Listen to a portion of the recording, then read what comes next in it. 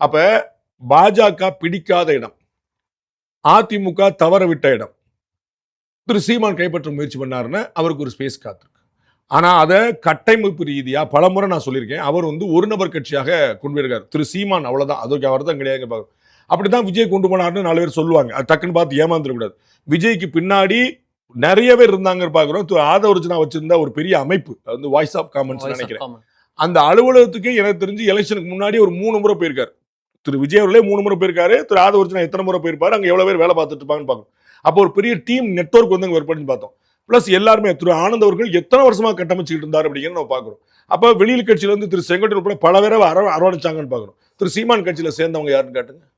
திரு சீமான் கட்சியில சேர்ந்தவங்களோட பிரபலங்கள்ல வெளியே போனவங்க தான் அதிகம். நான் ஏதோ இன்னைக்கு அண்ணன் தோத்துட்டாருங்கிறக்கா சொல்ல, நான் பலமுறை சொன்ன விஷயத்த சொன்னேன். தேர்தலுக்கு முன்னாடி நீங்க எடுத்து பாத்துங்க, ஒவ்வொரு வரையும் நான் ஏற்கனவே சொன்னேன். நீங்க கேட்டனால தொகுத்து மட்டும் தான் வழங்கிட்டு இருக்கேன். திரு விஎன்ஆர்ஸ் போயிட்டாரு, திரு ஐயநாதன் போயிட்டாரு, திரு ராஜீவ்காந்தி போயிட்டாரு, திரு கல்யாண சுந்தரம் போயிட்டாரு, நம்ம காளியம்மாள் போயிட்டாங்க. இப்படி ஒவ்வொருத்தரா போயிட்டே தான் இருந்தாங்க. அடுத்த 4 பேர் இருக்கிறாங்க. சாட்டை இருக்கிறாரு, துறைமுறை பேர் நம்ம இடும்பாவன கார்த்திக் இருக்காங்க. அதுல ஆனா நான் தம்பிகளை உருவாக்கிக்கிட்டே இருப்பேங்கல்ல, தம்பிகளை தக்க வைப்பேங்கிறது சேர்ந்து வரணும்ல.